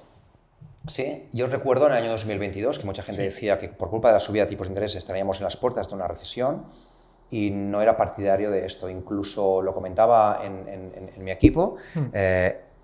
Las carteras las posicionamos en una situación de no recesión. Es más, la posicionamos haya o no recesión, ¿vale? Porque la compañía con Panther me da igual, ¿no? ¿Y por qué razón? Porque estábamos en un proceso que en economía se le llama el efecto látigo. ¿Sí? El efecto látigo lo que te hace es que un pequeño cambio en la demanda te provoca grandes cambios en la punta. Y permíteme simplificarlo, si tengo un poco de tiempo, que es esta situación, porque se entiende mucho entonces en qué situación estamos, ¿no? Año 2019. Se producían 100, se consumían 100 y se transportaban 100 unidades de cosas. Sí. Año 2020. Se producían 100, se consumían 80 claro. y se transportaban 80, con lo que habían 20 de inventario. Año 2021, salimos todos, esos 20 que no consumimos, ¿qué pasó? Los empezamos a consumir. La demanda sube a 120, la oferta son 100 porque no puedes hacer más fábricas, Sí. y se transportaban ¿cuánto? 120. ¿Qué pasó con los fletes en el año 2021? Subieron. ¿Qué pasó con la inflación? Subió. Ucrania no es el motivo de la inflación. El 2021, finales del 2021, ya había inflación. ¿Qué deberíamos esperar o qué cabría esperar? Pues al final lo que esperaríamos es que esa demanda de 120 que cubríamos la demanda que no fue satisfecha el año 2020, ¿no? Sí. Pues al final 2022 fue una situación de normalidad. ¿Qué se truncó? Se truncó la guerra de Ucrania, ¿vale? Que lo que te provocó fue una reducción de la oferta. Al reducir la oferta lo que te provocó es un incremento de los precios. Pero el año 2023, ¿qué pasó? Normalidad, con lo que ese es el efecto látigo, ¿no? Ese es el efecto látigo. Ahora se ofrecen 100, se demandan 100, se transportan 100. ¿Qué ha pasado con los fletes? ¿Qué ha pasado con la inflación? Claro. ¿Y qué ha pasado con el desempleo? Ahora vayamos a recesión. Recesión ocurre cuando hay un exceso de oferta, ¿sí? Provocado por una irracionalidad de la demanda. Sí. Lo veo por barrios. Hay barrios que sí que veo que pueden haber una cierta recesión, ¿sí? O cierta burbuja, pero a escala mundial una recesión no. Vale. ¿Por qué razón? Porque esa recesión podría ser o puede ser provocada porque alguien no paga la deuda. Si no paga la deuda se genera el efecto dominó, que ese efecto dominó tiene un impacto sobre toda la economía, ¿no? Sí. Además, no hay una situación de que la demanda decida disminuir y haya, vamos a decir, una percepción de la demanda como el 2008 de, oye, quizá estamos en crisis, frena la demanda, ¿no? Aunque tenga trabajo, ¿no? Sí. Por lo que pueda pasar. De tal forma que psicológicamente la demanda no está en una situación de, vamos a hacer acopio de ahorro, ¿no? Por lo que pueda pasar. Con lo que no vemos la situación, no hay un exceso de deuda a excepción de los estados, donde los estados, si no pierden vamos a decir, la credibilidad en sus divisas, esa deuda la continuarán pagando. Bien. ¿Sí? Esa deuda la continuarán pagando. Con lo que, recesión, pues no lo veo. Vale. No lo veo. Quizá me equivoco, pero, Sí. pero no lo veo. Veo una ralentización, pero es que el mundo se mueve. Si estás viendo o escuchando esta entrevista y eres autónomo o tienes una empresa, hay una verdad irrefutable. Tarde o temprano vas a tener un problema legal. Un cliente que no te paga, un proveedor que no cumple, un contrato que no es realizado o incluso problemas con nuestra querida Hacienda. Tienes dos opciones. Primera opción, prevenir, contratando a un abogado que evite que estos problemas ocurran. Segunda opción, reaccionar, buscando a un abogado cuando ya todo es un incendio. Ese es mi trabajo. Cada día protejo a emprendedores, autónomos, startups, solucionando los problemas y sobre todo evitando que estos ocurran, para que tú te centres en lo que más importa, que es hacer crecer tu negocio. Si quieres saber cómo puedo ayudarte, entra en raulflorido.com, escanea el QR que aparece en pantalla o accede a través del enlace que aparece en la descripción. Y ahora, sigamos con el episodio. Hablábamos antes del aspecto psicológico y es algo que yo lo veo fundamental. Y justo en estos momentos que dices, ¿no? Es decir, cuando hay una gran caída, hombre, alguien ya con una experiencia como tú, pues evidentemente la sortea diferente, ¿no? Pero ¿cómo sorteabas? Y hablábamos fuera de cámara que tú comenzaste con la crisis de las .com. Es decir, comienzas y te viene esa crisis enorme. ¿Cómo gestionas emocionalmente ese momento? Pues lo bueno que cuando empecé en el 2000, lo que te comentaba antes, fui a una charla multitudinaria, Sí. 500 personas. Alguien sacaba un teléfono y decía, el futuro es esto, nada se comprará, las tiendas desaparecerán, por lo que vendan locales, ¿no? Porque todo será comprado así, ¿no? Y sacaba una mesa. Sí. Claro, yo era un imberbe en ese momento y decía, no te digo que no, pero yo quiero tocar la mesa, yo quiero comparar una mesa con otra, ¿no? Y una pantalla Nokia me cuesta, ¿no? Pero bueno, de tal forma que lo vi mucho desde la barrera y vi caídas muy fuertes, pero también vi que habían compañías, en este caso en España, como un Vidrala, por ejemplo, cotizaban múltiplos extremadamente baratos, ¿no? Y decías, oye, sí, había una .com, que hay en Terra, en las Telecom, ¿no? Donde había un exceso de oferta, ¿no? Donde más oferta se premiaba, ¿no? Es decir, si Telefónica decía, voy a hacer tantos kilómetros de fibra, venga, se premiaba, ¿no? Recuerdo una noticia que fue Endesa que dijo, se podrá acceder a internet a través de la luz, subió, ¿no? Como la espuma. Y dijo, no te digo que no, ¿no? Pero cuidado. Algo que entendía que era el precio por metro cuadrado, que los múltiplos, hombre, los múltiplos son exigentes, ¿no? En algo que es Telefónica, pero si me puede ir la competencia, me ve la competencia, ¿no? Donde hemos visto que al final esos múltiplos altos en una empresa como commodity. Pues bien, esto me permite alejarme. El 2008 me pilló, oye, en vena porque gestionábamos un fondo de minas. Joder. De minas, o sea, 100% minas. Bien, 2008 siempre lo digo, bajada del 75%, 2009 subida del 300%. O sea, el 2009 en verano salía por la calle, iba a la playa y decía, mi fondo 150%. Decía, mortales. Al diciembre, cuando en Navidades, ¿qué tal es tu fondo? Y a los hombres decía, este es mi fondo, 300%. Pero en realidad, esa chulería, ¿no? No es aplicable porque bajamos un 75, subimos un 300. ¿Qué significa? Que te quedaste en el mismo sitio. Claro. Te quedaste en el mismo sitio. ¿Qué aprendizaje hice?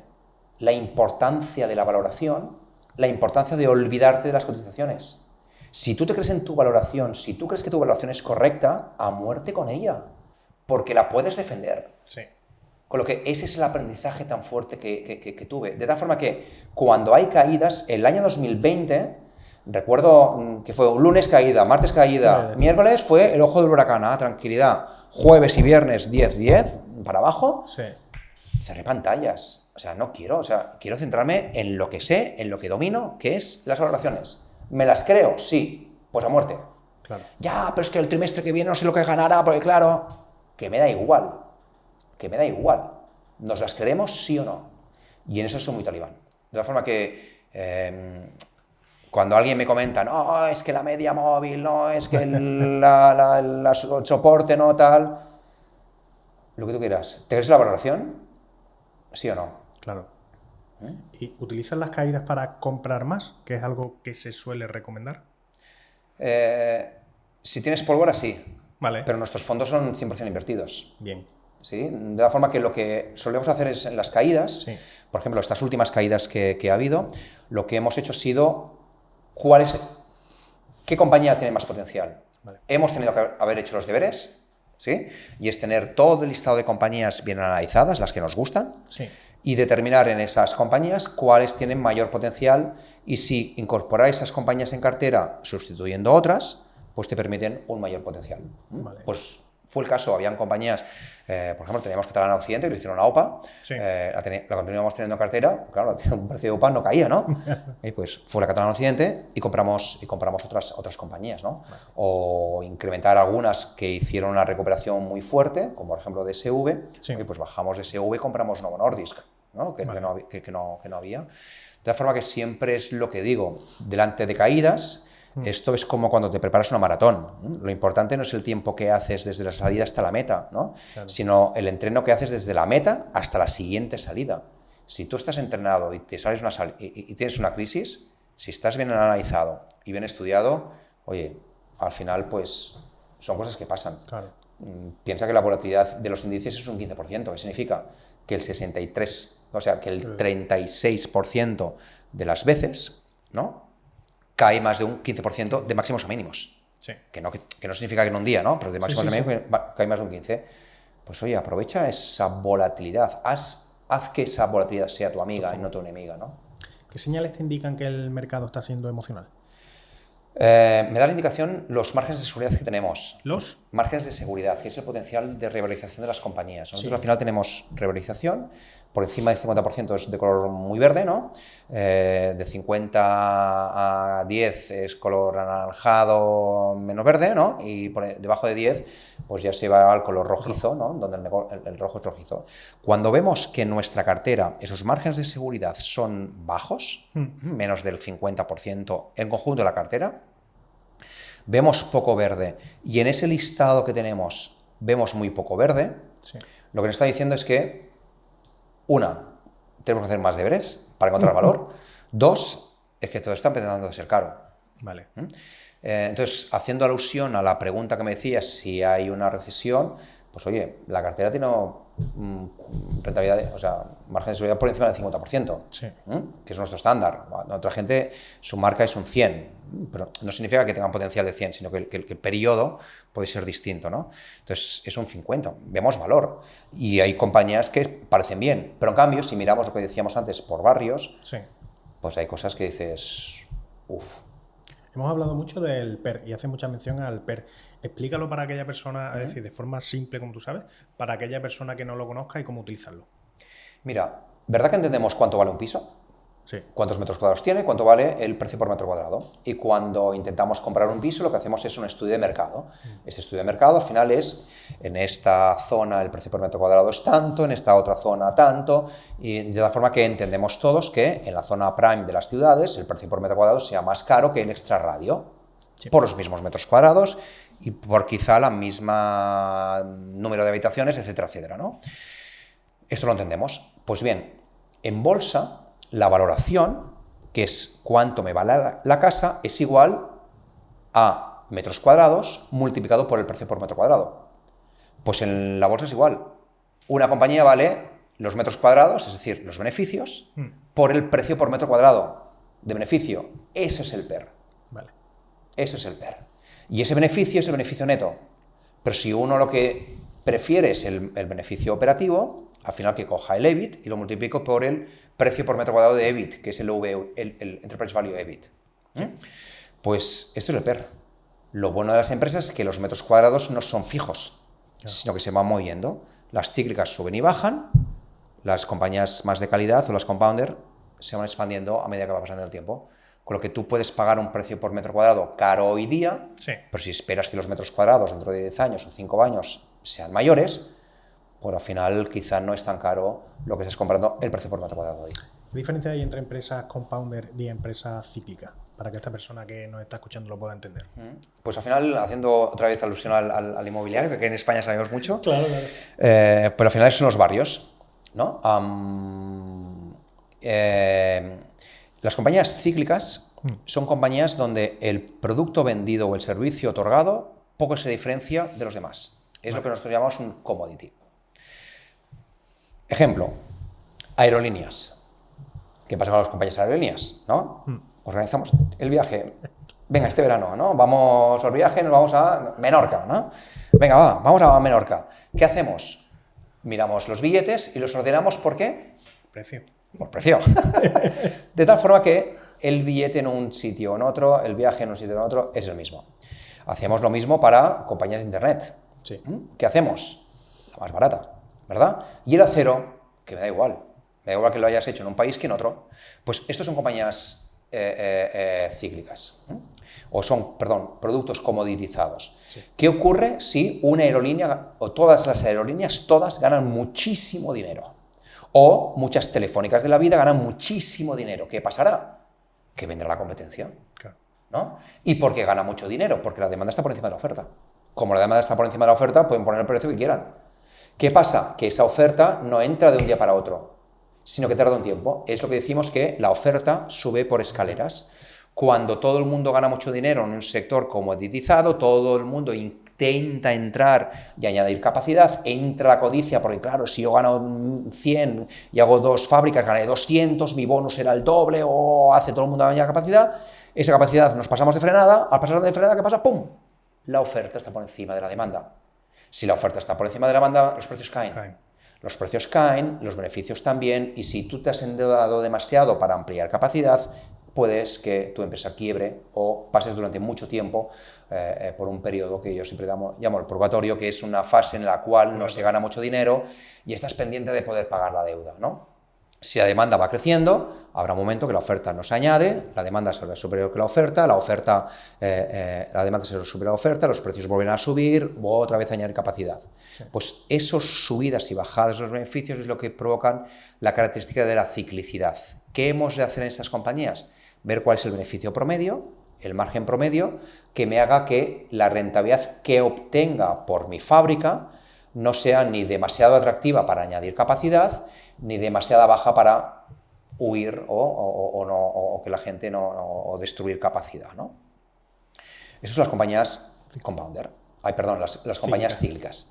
Las compañías compounder, a mí me gusta hablar de las compañías compounder, que viene el término inglés de compuesto, ¿no? Serían las compañías compuestas, las que componen el tipo de interés. El interés compuesto es un interés que es un crecimiento exponencial, que es un crecimiento de da más crecimiento. Y son compañías donde los crecimientos, los beneficios son, si miras los 10 últimos años, son crecimientos normalmente de doble dígito, sí, con poca volatilidad. Esto es lo importante, con poca volatilidad. ¿Y esto a qué responde? Son compañías que, si tú puedes crecer a doble dígito con poca volatilidad, significa que tienes una ventaja competitiva. Claro. Y si tienes ventaja competitiva, ¿cuáles son? Las típicas de Porter, ¿no? Pues bien, las compañías compounders son aquellas compañías de calidad, con ciertas ventajas competitivas, que esas ventajas competitivas, pues por ejemplo, pueden ser, no sé, Microsoft, ¿no? Pues Microsoft, todos usamos productos del Office, ¿no? Sí. Incluso, ¿por qué Mac? Hay mucha gente, o el Mac se ha introducido tanto en el mundo de los ordenadores portátiles, porque ha hecho algo muy inteligente, que es abrir en su sistema a Microsoft con el Office. Porque yo tengo un coste de cambio, que es que he aprendido con Excel, claro. Si me haces aprender otro, me cuesta mucho. Sí, es verdad. Sí, me cuesta mucho, ¿no? Pues bien, eso es Microsoft, coste de cambio. Meta, Instagram. ¿Dónde hacen los Reels? En Instagram. Claro. Con lo que Microsoft, fíjate que tiene, todas las empresas trabajan con Microsoft. Si mi empresa se quiere pasar a la nube, ¿con quién voy a ir? Con Microsoft, con Azure. Claro. Pues visualizamos el market share de Microsoft, va subiendo, el de Amazon Web Services, que es su principal vía de ingresos, se mantiene. Lo mismo Instagram, pero Instagram es el Microsoft para la gente. Hay usuarios diarios de 3.000 millones de personas. Sí, sí, sí. O sea, tiene todo el mundo. Con lo que si hay un TikTok de la vida que intentándole hacer competencia, pues no pasa nada y saco Reels. ¿Sí? Pero hay otras compañías menos conocidas, como por ejemplo Thermo Fisher, que esto está presente en toda la cadena de valor de las farmacias, desde la investigación en laboratorios, pasando por fases clínicas hasta fabricación del material, donde el 85% de sus ventas son consumibles. Es decir, Thermo Fisher vende la impresora, pero también te vende el cartucho, y solo sirven sus cartuchos. De la forma que son costes de cambio notables, ¿no? O Louis Vuitton, pues que tiene una marca que es muy difícil de competir, ¿no? Claro. Así que ese tipo de negocios son los que están englobados dentro de Compounder, donde si los 10 últimos años ha crecido más que el PIB mundial y la inflación mundial, es decir, más de un 10% anual con poca volatilidad, pues coño, seguramente de aquí en adelante lo continuarás haciendo igual de bien, ¿no? Sí, en empresas cíclicas, cualquier persona que opte por entrar en ellas, como has descrito muy bien, son empresas que hacen esto. Entonces, ¿cómo eliges ese momento o qué señales te dan a ti para entrar en el momento más bajo o que esté más cerca de lo bajo y salir en el alto? Porque has comentado, evidentemente, que lo ideal es estar en medio siempre, sí. Pero para aquel que quiera identificar el momento más bajo y el momento más alto, ¿cómo lo haría? Pues viendo algo tan fácil como los beneficios. Vale. O sea, si tú miras un sector cíclico, ¿vale? Cualquiera. Y para poner un ejemplo real, ¿no? Sí. Las navieras, las de contenedores. Sí. Las de contenedores. Esto al final es una commodity, hay barcos, hay transporte de cosas. Lo bueno de la oferta es que los barcos tienen una vigencia de 20 años. A partir de 20 años tú lo pones a la venta, con lo que sabemos cuánta oferta se va a destruir este año, más o menos, viendo los barcos más viejos de 20 años. De la forma que vemos la evolución de la oferta. Vemos la evolución de la oferta y los movimientos que tiene. Más los astilleros, cuántos barcos me van a entrar. Entonces, en los contenedores hubo una época donde no se ganaba dinero. No se ganaba prácticamente dinero. O sea, era muy poco el dinero que se ganaba, ¿no? Sí. Incluso en ciertos barcos los fletes estaban por debajo de los costes. O sea, perdías dinero. ¿Y por qué razón? Porque habían entrado tantos barcos que la oferta era muy superior a la demanda, ¿no? Esperando pues, que esa demanda creciese de una forma notable por la internacionalización de las cosas, etcétera, del mundo, etcétera, etcétera, ¿no? Sí. Pues bien, tú tenías esa situación, ¿no? Tenías ese incremento de la oferta con los fletes extremadamente bajos.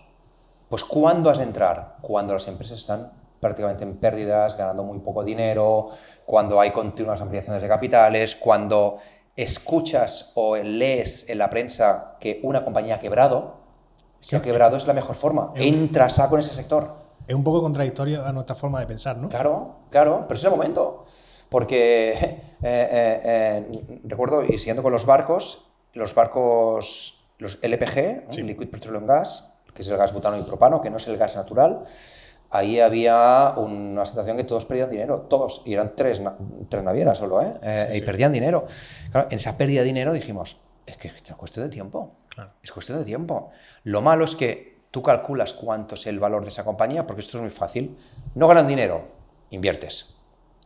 ¿Cuánto van a ganar? Pues haces la media de los 10 últimos años. ¿Cuánto ha sido el margen de la media de los últimos años? Un 6%. 6% por las ventas. Esto es el beneficio que vas a sacar. Lo multiplicas por un PER, ese múltiplo de 6 veces, ¿no? Sí. Que es la media de los 10 últimos años, y te da el valor. Pues bien, recuerdo BWLPG, que lo analicé con un amigo mío, es Santiago Domingo, que nos pasamos muy bien. Lo analizamos y dijimos, es que esta compañía vale 3 veces más. Claro. 3 veces más. E invertimos. ¿Cuál es el problema? Que nosotros calculamos el potencial de revalorización. La TAE te la dice el mercado. ¿Y qué es la TAE? Pues el momento nunca lo sabes. El momento nunca lo sabes, porque es cuando la demanda será superior a la oferta y como consecuencia los fletes subirán, no lo sabes. Claro. Pero es cuestión de tiempo, porque es una presión. Lo único que has de hacer en estas compañías cíclicas es que la demanda continúe aumentando. Por esa razón, las compañías cíclicas que tenemos en cartera, sí. A pesar de tener un sesgo muy fuerte en compounders, tenemos compañías cíclicas, están focalizadas en cobre. En cobre. Porque la demanda de cobre va a subir sí o sí. Yo siempre lo explico de igual forma. Si cierras los ojos, eso es la demanda. O sea, este es un mundo sin cobre. Por tanto, el cobre va a subir, va a aumentar. No hay sustitutivos, o al menos económicamente viables. El sustitutivo es la plata, pero no es económicamente viable, ¿no? Así que determinar sectores cíclicos, invertir cuando ganan poco dinero. ¿Sí? Y claro, si ganan poco dinero y la gente sabe que esa situación no es pasajera, ¿qué hacen? Compran, por lo que el múltiplo es muy alto.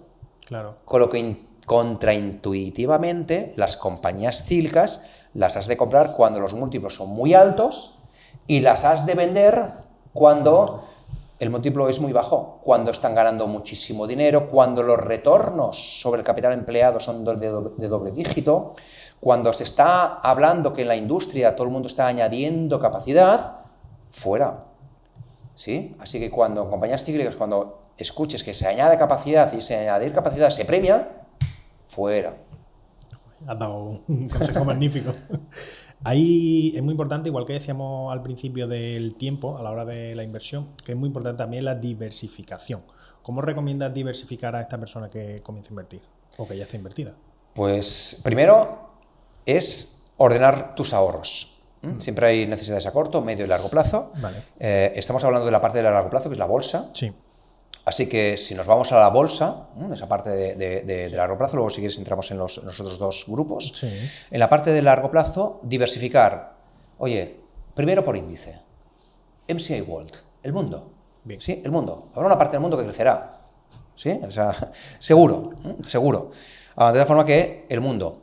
Luego, si eliges ya los fondos de inversión, oye, pues ten de todos los tipos de estilos. Compañías o gestoras como nosotros, pues que tienen un sesgo más a compounder, ¿no? O calidad, o compañías como la nuestra, pues pero que tienen un sesgo más hacia cíclicas, pues elige esos fondos de inversión que tienen más sesgo hacia cíclicas o más sesgo hacia compounders, ¿no? O calidad.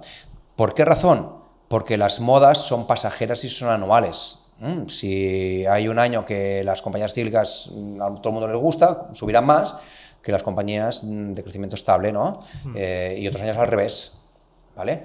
Pero en última instancia lo que manda es el beneficio. La rotación en compañías cíclicas es mayor, porque cuando llegan arriba del ciclo has de buscar otra. En compañías compounder no tiene por qué serlo. Vale. ¿Cuál es para ti la mejor estrategia de inversión? La mía. No sé si es la mejor, pero es la que puedo defender. Vale, pues defiéndonos la que... Sí, es la que puedo defender. Recuerdo que yo tenía la suerte de sentarme con muchos clientes y con muchas tías Marías del mundo, que es gente que poca idea tienen de inversión y lo que tienes que explicarle es que confíen en tu forma de invertir. Porque, de nuevo, siempre decíamos, la salud y las finanzas se basan en la confianza. Si no hay confianza, malo. Por tanto, si yo te explico que mi fondo de inversión no está invirtiendo en un algoritmo espectacular, donde este algoritmo no te puedo explicar porque es secreto, porque si te lo explico, claro, todo el mundo y no ganaría dinero, donde se basa en ciertos aspectos técnicos con inteligencia artificial y me da una rentabilidad de un 10%, ¿tú qué harías? Volar. Bueno, volar o no, digo, vale, cierro los ojos y invierto en ti, ¿no? Creyendo que... Pero ¿verdad que te gustaría, igual que cuando vas a un doctor, que te explique qué dolencia tienes, qué te pasa, y que lo hagan de una forma simple, que no simplista? ¿Sí? Simple de, oiga, mira, tienes este dolor de, no sé, pues de pie, porque has corrido demasiado, de tal forma, la pisada tal, te voy a dar un fármaco que te ayudará tal, tal. Lo primero te pasará esto y luego te pasará lo otro, pero a largo plazo tranquilo que esa dolencia se te irá. Esto es mucho más fácil. Pues traducido en finanzas, ¿qué significa?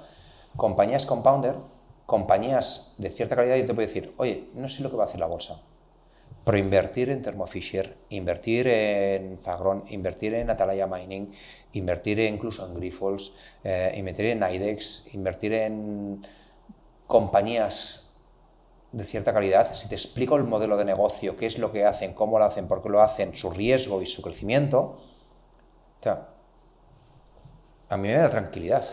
Si a mí me da tranquilidad y tengo la capacidad de traspasarlo a ti sin mucha complejidad, de la forma que lo intentes saber, hombre, pues yo entiendo que es una impresora y unos cartuchos. Si esta compañía vende los cartuchos y todos los laboratorios del mundo, todos tienen sus impresoras, pues estoy tranquilo, ¿no?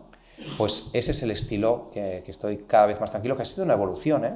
Fíjate que de ser mucho cíclico, he ido a una evolución más de esas compañías que tenía de fondo de armario, donde al momento de preguntarme por qué están allí, te das cuenta que dice, hombre, es que tiene unas características que no tienen las compañías cíclicas, que es esa característica compounder. Es que yo creo que vosotros tenéis ahí, todavía os queda un trabajo por hacer. Es decir, hay una cierta desconfianza, tanto en banca, tanto en gestoras, tanto en profesionales como vosotros, porque, una vez más, por lo que decíamos antes, ¿no? La historia, pues siempre sale a la luz pues la típica persona que ha perdido X dinero, ¿no? Por la inversión. Entonces, el hacerlo fácil, como tú lo estás explicando aquí y como lo estás comentando, y el que cualquier persona lo pueda comprender, yo creo que es una labor que os queda, que efectivamente yo creo que lo estás haciendo muy bien, y en canales y demás, muchos de vosotros que estáis apareciendo hace que os perciban como gente que se puede tocar, ¿vale? Que no sois el que está metido en bolsa detrás del ordenador, ¿no? Dándole al botón solamente, sino que se puede explicar, que es sencillo, que tienes que transmitir confianza, porque que es más confianza en yo darte mi dinero para que tú lo gestiones. Es decir, me tienes que transmitir esa confianza y ese valor que tú me vas a aportar. Entonces, yo como digo, creo que es un camino que os queda recorrer, que estáis en ese tránsito, ¿no? Pero es que me parece muy bien lo que comentas de eso, ¿no? De que lo primero que tienes que transmitir es confianza. Es que al final nos están depositando en nosotros el ahorro de la gente. Justo. Hostia. Es que... Y ahora volvamos al principio. ¿Podemos hablar de apuestas con el ahorro de la gente? Hostia, yo creo que es muy serio el ahorro de la gente, ¿eh? Sí. Y cada día cuando me levanto estoy con el ahorro de la gente. Cuando aprietas un botón es el ahorro de la gente. Sí. Que es el mío. Sí. También, ¿no? Por esa razón, a mí me gusta invertir. O sea, claro. no tengo acciones fuera de mi fondo de inversión, porque al final es un fondo global y puedo invertir en lo que quiera. Claro. Pero hay gente en mi sector, no, tengo mi carterita, tal cual, compro, vendo. Ya, pero cuando pasa un 2020, ¿por qué estás más preocupado? ¿Por tu cartera o por la cartera de tus ahorradores?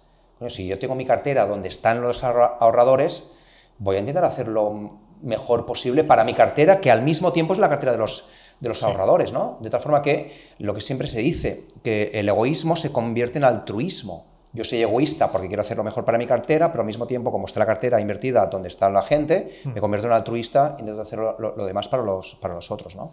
De tal forma que, fíjate que el ahorro es muy importante. Por esa razón me gusta mucho, sí. Y a veces choco con mi empresa, ¿no? Pues claro, es compliance, tal, no des esta información. Y yo digo que no, que tenemos que dar cuanta más información, mejor. Por eso me gusta ser activo, sí. Explicando qué compañías tenemos en cartera, cómo las tenemos en cartera, cómo analizamos, cuál es nuestro proceso. Y decimos compañías, con nombres y apellidos. Y hay compañías que alguien nos puede señalar con el dedo, ¿no? Y decir, esta compañía te equivocaste, por ejemplo. Portobelo, que he comentado antes. Sí. La comenté en foros, en LinkedIn, en Twitter. La comenté. Hostia, esta compañía, pues barata. Y alguien dijo, hostia, Xavi, ¿quieres decir? Y había gente que sí, gente que no. Y dije, hostia, cuidado que me he equivocado. Claro. ¿No? Y que me he equivocado. Y alguien me dice, es que ese tweet... Y no, yo no borro nada. O sea, claro. Está allí, ¿no? De tal forma que están los aciertos y están los errores. Porque si alguien que quiere hacer un estudio en profundidad te dice, oye, ¿y por qué invertiste en esta que ha ido mal? Pues tenga la capacidad de poderle explicar. Y lo más importante, ¿qué he aprendido con eso? ¿Y qué he hecho para que esto no vuelva a ocurrir, ¿no? Claro. ¿Cómo llevas...? Porque es que para mí hay un aspecto muy psicológico en tu trabajo y es lo que estabas comentando antes. Es decir, coño, es mi ahorro, pero el ahorro de la gente. Es decir, ¿cómo cargas con esa mochila día a día? Porque cuando todo va bien es alegría, pero en estos momentos que caen, hostia, tiene que ser para encerrarte. No me quiero meter en tu cabeza aún. Bueno, esto es como el entrenador del Barça y el Madrid. ¿Qué se les exige? Que ganen la Champions cada año, ¿no? Claro. Si no ganas, te pago por ello, ¿no? Si la ganas es, bien, era tu trabajo. Si no la ganas es el peor. Esto es nuestro trabajo. Cuando las cosas van bien, me dice, no, si te pago por eso. ¿No? Cuando las cosas van mal, eres muy malo, mira, cuidado, pues como un entrenador, ¿no? Ahí está la puerta, ¿no? Hostia, esa presión es notable, ¿no? Pero una vez ya la interiorizas, te das cuenta que ese es el ahorro de la gente. Y el ahorro de la gente, tú puede haber momentos donde cuando la bolsa gana, tú no ganes lo máximo, pero cuando pierde, entiendo que pierdes lo mínimo, ¿no? Claro. Y si alguien hace algo muy bien, son nuestros clientes institucionales, y es que cuando baja, invierten más. Invierten más. Por ejemplo, estas bajadas de abril y mayo, uno de nuestros clientes, Medrano, Vimos de nuestros fondos que iban comprando más, y compraban más, compraban más, compraban más. Claro. Porque al final es como las rebajas de grandes almacenes, ¿no? Claro. ¿Verdad que no huimos cuando ponen rebajas? Ahora que vendrán las rebajas de verano, todo el mundo, ¡a comprar! Menos 40%, ¡a comprar!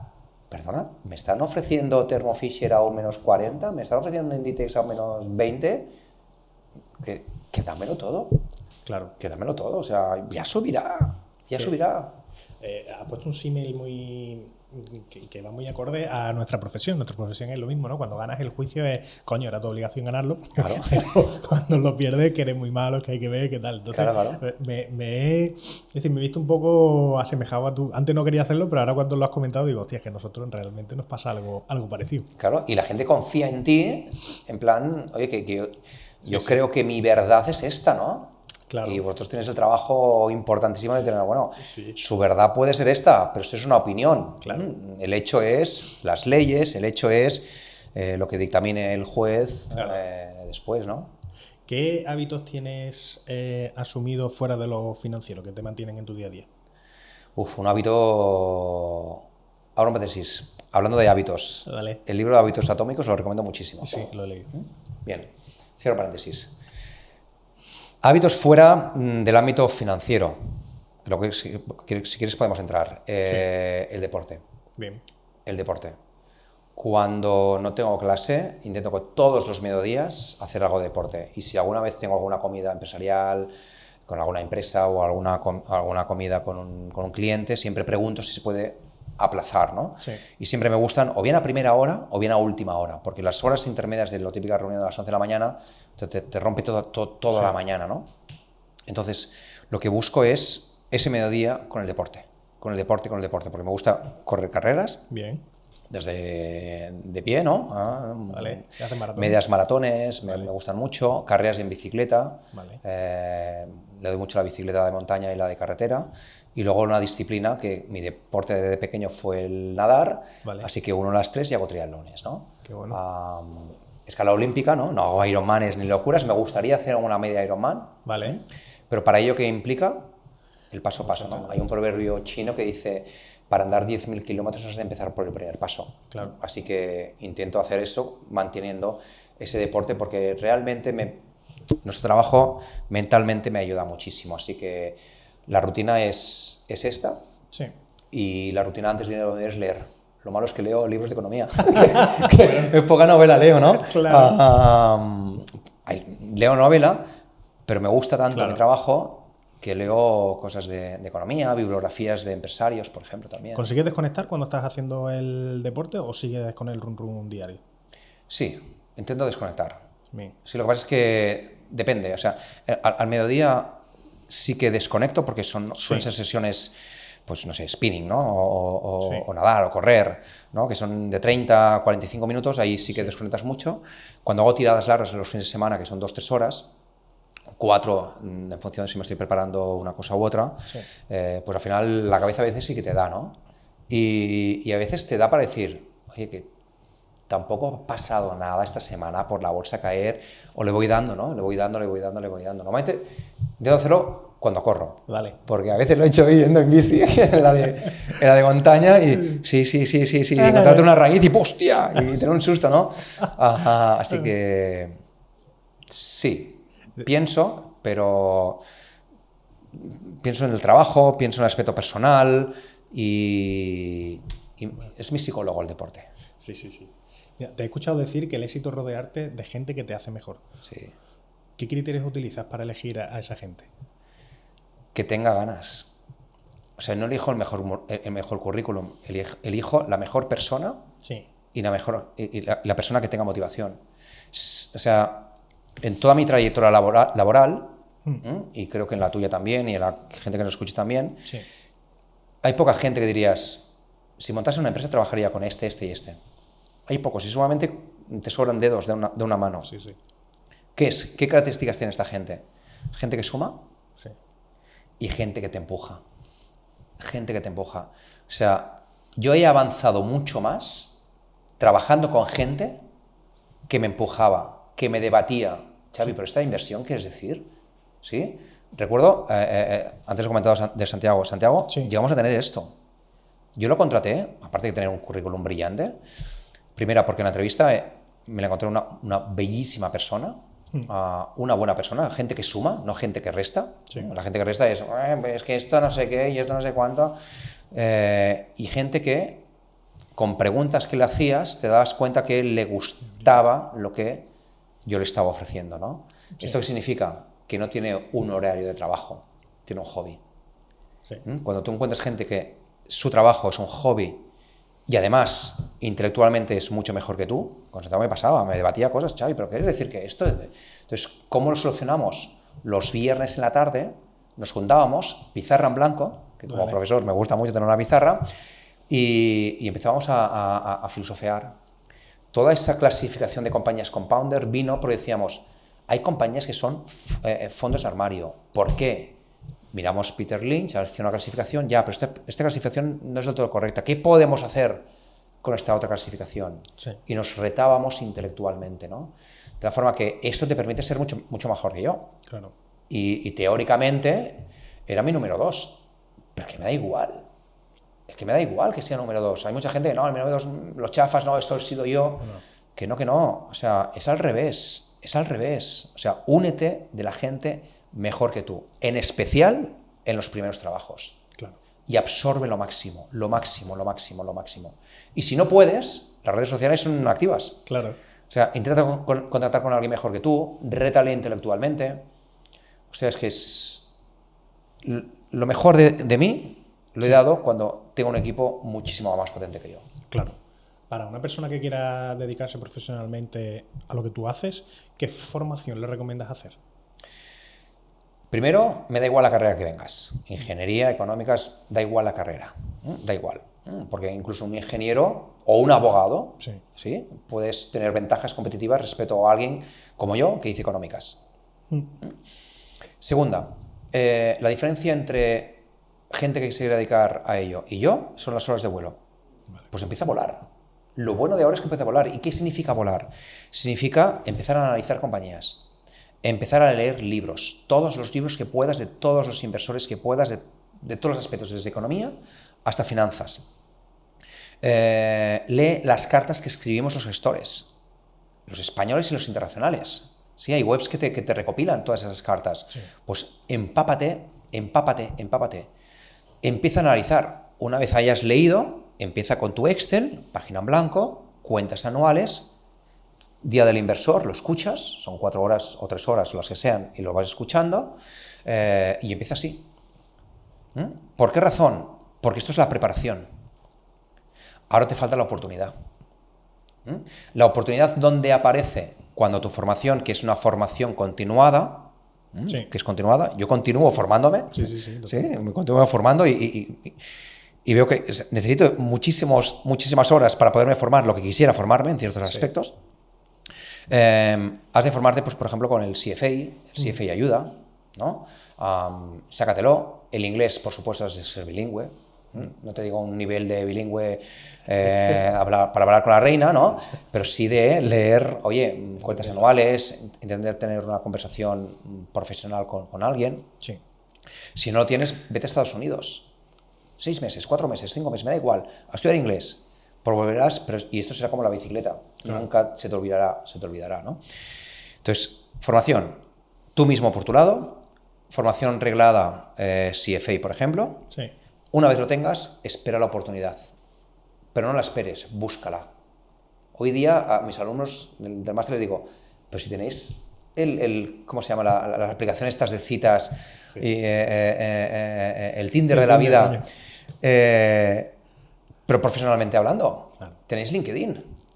Intentar contactar con aquella gente que os gustaría trabajar.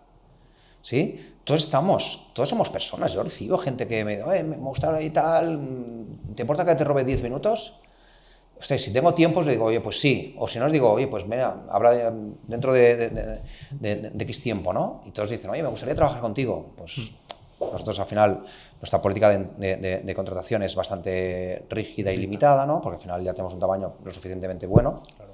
Pero bueno, siempre puedo decir, oye, busca esta gente, busca esta otra. Y siempre buscar, porque al buscar la oportunidad, la suerte es el cruce entre la formación y la oportunidad. No es suerte, no es una lotería, es ese cruce. Te iba a pedir un último consejo, pero ya lo has dado. Te has anticipado con este, ¿Ah, sí? con este último discurso. Pero Es que te voy a hablo hacer otra preguntita. Un consejo que le quieras dar a una persona, ¿vale? De los que nos puedan escuchar, a lo mejor que sean menores de edad y que quieran iniciarse en el mundo de la inversión. Una recomendación, que tomen el calendario y subrayen el día de su cumpleaños. ¿El día de? Su cumpleaños, ¿Vale? Que supongo que lo sabrán, ¿vale? Y si no, que se los pregunten a sus padres, ¿eh? Que subrayen, que pongan una hucha e intenten ahorrar 20 euros a la semana. 20 euros a la semana. 20 euros a la semana. Con la paga, con lo que sean, que negocien con sus padres, que hagan tareas, ¿no? Sí. Y que sean remuneradas por ello. 20 euros a la semana. Esos son 1.000 euros al año. Y que cada día de su cumpleaños rompan la hucha y lo invierten en ese índice mundial, en ese fondo de inversión que intenta batir de gestión activa, pero cada año, y se convierten en esa religión. Se convierten en esa religión. Porque se darán cuenta, y si son menores de edad, que cuando se vayan de casa, seguramente 10 años después, que es la media en España que nos vamos de casa, ¿no? Sí. Dirán, hostia, tenemos una buena entrada para un piso. Se darán cuenta que el dinero que tienen no lo han ahorrado, lo han generado. Y eso es lo mejor. Y cuanto antes lo hagan, mejor. Y aquella gente mayor de edad, de 18, 19, 20, 25 años, que llega tarde, está llegando tarde. Cuanto antes, mejor. Pues yo creo que con esto vamos a cerrar la entrevista. Te agradezco muchísimo que hayas venido y sobre todo por la experiencia que tienes y que aquí nos has brindado. Pues muchísimas gracias a ti. Siempre digo que el trabajo más importante es el vuestro, que es el transmitir y el ser ese altavoz. Así que te deseo lo máximo de éxitos posibles. Muchas gracias. De aquí en adelante. Gracias.